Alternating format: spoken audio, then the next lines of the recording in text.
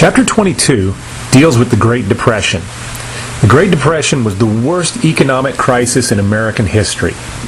And in some ways, it shows that America was already much more globally involved than maybe it was comfortable being. The isolationist America of the 1920s found that disruptions in the economy around the globe had disastrous effects at home. We're going to focus mostly on what happened to Americans in this chapter, but remember, it's part of a bigger story. But as you read chapter 22, the things you want to keep your eye on. Number 1, the Great Crash and its casualties. Number 2, massive government intervention in society. And then finally, the conflicts and the triumphs for common Americans.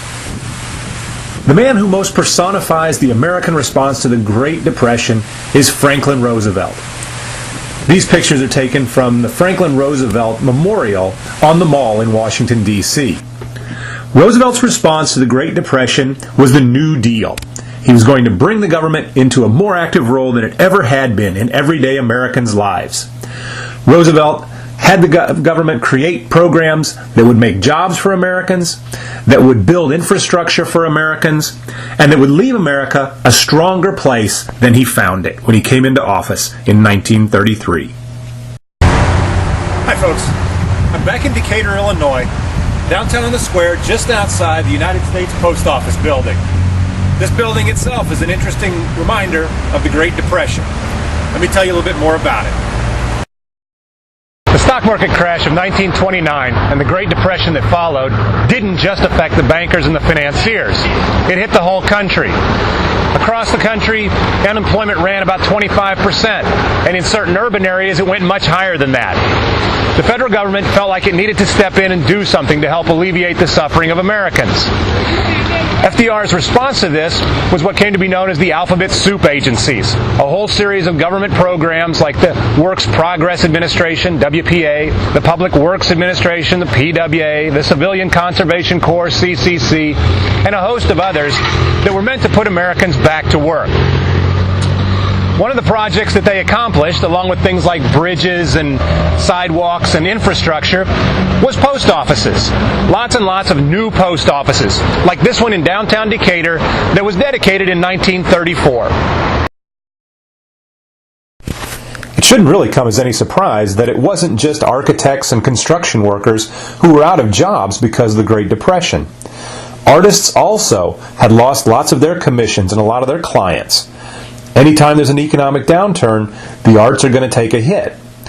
In order to make up for this, government agencies, in this case the Treasury Department, went out of their way to hire artists, painters, sculptors, portrait artists, to decorate the buildings. The greatest beneficiary of these were the same post offices. So one government agency would build a new post office, and another government agency would decorate it. We find murals, sculptures, art that decorates these buildings throughout America. There are literally dozens of these in just Illinois alone. The artists would try to pick a local theme.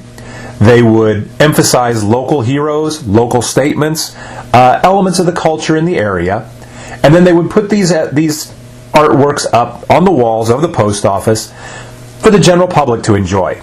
And we can still enjoy them today.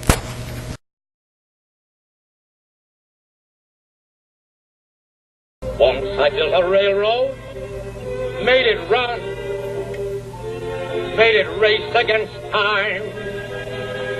Once I built a railroad, now it's done. Brother, can you spare a dime? Once I built a tower to the sun, brick, mortar, and lime. Once I built a tower, now it's done. Brother, can you spare a dime? So long from the post office. I'll see you again for Chapter 23.